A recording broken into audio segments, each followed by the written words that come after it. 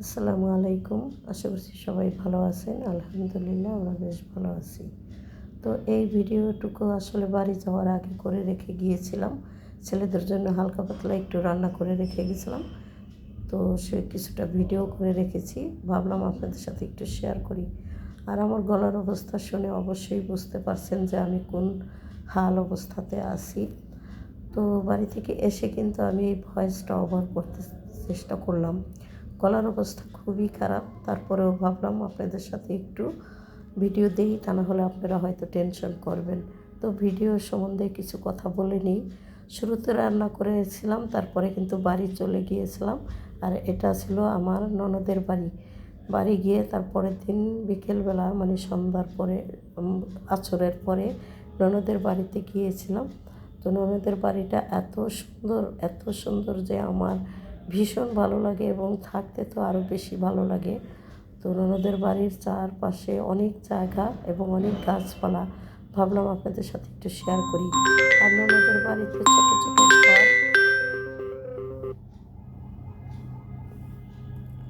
ছোট ছোট ঘর থাকলেও ঘরগুলো দেখতে এত সুন্দর। আর ঘরের সামনে এই যে দেখতেই পাচ্ছেন খুব সুন্দর গাছ। এই গাছগুলোতে এত ফুল ফুটেছে, লেবু লেবু গাছ লেবু গাছ এবং লেবু গাছের যে ফুল, এত ঘ্রাণ বলার বাইরে। সেই সাথে আছে হলো মালটা গাছ। মালটা গাছেরও প্রচণ্ড ফুল ফুটেছে। ভাবলাম আপনাদের সাথে একটু শেয়ার করি। দেশের বাড়িতে এখনও কিন্তু সব ধরনের ফল ফ্রুটসের গাছ কিন্তু লাগানো হয়। কোনো জিনিসের কোনো কমতি নাই, যেদিক তাকাবেন সেদিকে শুধু ফল ফ্রুট সবজি সব কিছুতে ঘেরা।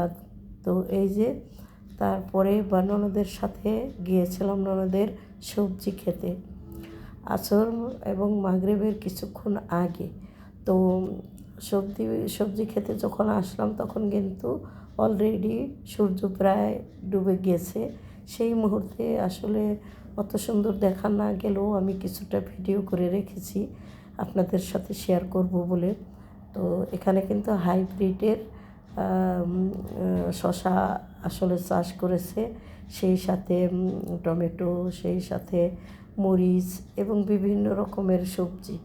তো কিছুটা শেয়ার করতে পারছি আর কিছুটা পারিনি, কেননা সময় খুব কম ছিল, বেলা একেবারেই শেষ মুহূর্ত। তো দেখেন কীভাবে আসলে সবজি চাষ করে। এইভাবে সবজি চাষ করা দেখলে কিন্তু মনটা একেবারেই জুড়িয়ে যায়, কেননা দেশ কিন্তু আগের মতো নাই, অনেক উন্নত হয়ে গেছে। আর এই যে দেখতেই পাচ্ছেন বিশাল একটা গ্রাম, এই গ্রামটাই কিন্তু আমাদের গ্রামটা খুবই সুন্দর। যদি সুন্দরভাবে আপনাদের সাথে শেয়ার করতে পারতাম তাহলে হয়তো বুঝতেন। আর আমি যে ভয়েস ওভার করছি আমার গলা শুনেই বুঝতে পারছেন কী জন্য এতদিন ভিডিও দিতে পারিনি। একেবারেই গলার কোনো সুর বা উচ্চবাচ্য ছিল না। এখন একটু আধটু শোনা শব্দ বের হচ্ছে বলে ভাবলাম আপনাদের সাথে একটু শেয়ার করি। এই যে টমেটো বাগান, আর এই টমেটো বাগান কিন্তু আসলে গাছগুলো খুঁটির সাথে দাঁড়ানোই ছিল। তো এখন কিন্তু প্রায় শেষ মুহূর্তে টমেটো ক্ষেত, সেই হিসাবে মানে যে যে গাছের সাথে মানে বাঁধা ছিল গাছগুলো, সে কাঠিগুলো একটু ভেঙে চুরে গেছে আর গাছগুলো কিন্তু মাটির সাথে শুয়ে পড়েছে। আর তার মাঝেও কিন্তু এত টমেটো ধরে আছে বলার বাইরে। একটা গাছ থেকে মনে হয় 10 থেকে 15 কেজি টমেটো তোলা যায়। দেখে তো আমি অবাক। আর আপনাদের সাথে এখন তো শেয়ার করছি মাগরিবেরও পরে। তবে মাগরিবের পরের কথা শুনে সবাই ভয় পাবেন না, এখানে আমি কিন্তু একা নেই, আমার সাথে অনেকজন আছে। আমরা বেশ কয়েকজন মিলে কিন্তু আসলে খেতে ছিলাম। আর এই যে দেখতেই পাচ্ছেন মানুষে কিন্তু অলরেডি গ্রামে লাইট জ্বালিয়ে দিয়েছে, তখনও কিন্তু আমরা খেতেই ছিলাম। আমরা যেহেতু বেশ কতজন ছিলাম মানে আমাদের সাথে, তো ওরা তো আসলে ভিডিওর সামনে আসবে না, যেহেতু আমি নিজেই আসি না আর ওদেরকে কী আনবো। তো অনেক নানান ধরনের কথা গল্প সব কিছু বলতে বলতেই কিন্তু এইগুলো করেছিলাম আমি। তো আগামীতে যদি যাই আরও সুন্দরভাবে দেখানোর চেষ্টা করব। তারপরে আমরা কিন্তু নির্বাচন শেষ করে বাসায় চলে এসেছি। বাসায় চলে এসে সেই একঘেয়েমি জীবন আবার শুরু হয়ে গেছে।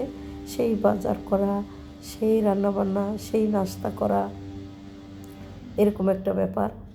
তো কি আর করার, এটা ছিল মানে বাসায় এসে সন্ধ্যার পরে মাগরিবের পরে যখন বাসায় আসলো তখন নিয়ে আসলো কিছু ডিম, কয়েল আর হলো পেস্ট, সাবান, সেই সাথে একটু ছোলা ভাজা আর কি, বালু দিয়ে যে ছোলা ভেজে রাখে সেইগুলো।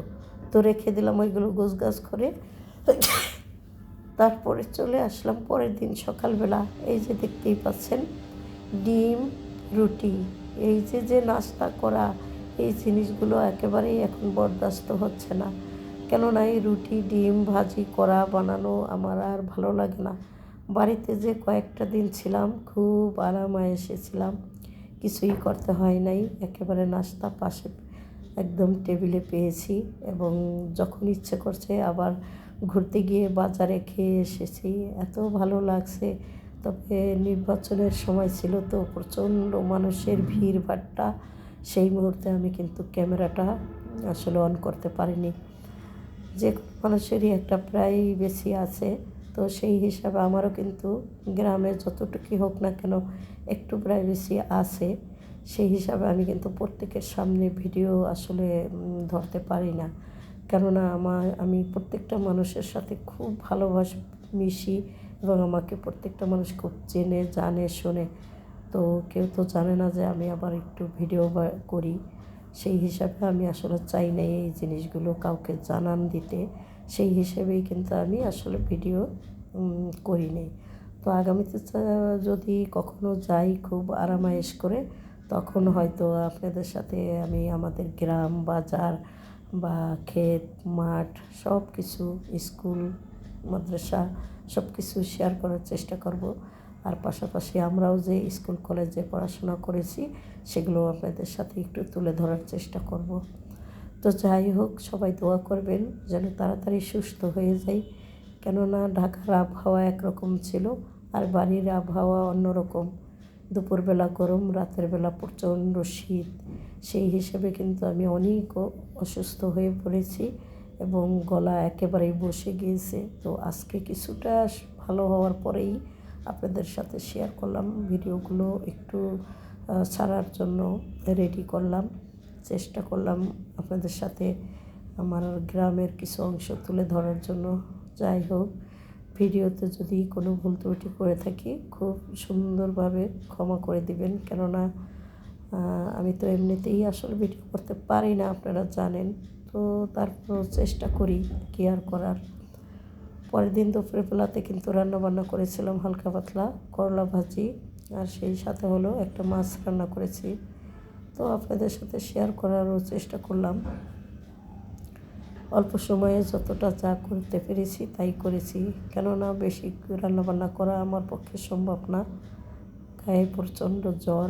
সেই হিসাবে আমি যা করে দিয়েছি সবাইকে, এটাই আলহামদুলিল্লাহ। কারণ আমার আসলে রান্নাবান্না করার মতন ওইভাবে সুস্থ না আমি। তো বলতে ক্ষমা সুন্দর দৃষ্টিতে দেখবেন, আর সেই সাথে একটু লাইক, কমেন্ট, শেয়ার করে দিবেন, সাবস্ক্রাইব করে আমার পাশে থাকবেন আশা করছি। তো সবার কাছ থেকে বিদায় নিই, সবাই ভালো থাকেন, আল্লাহ হাফেজ।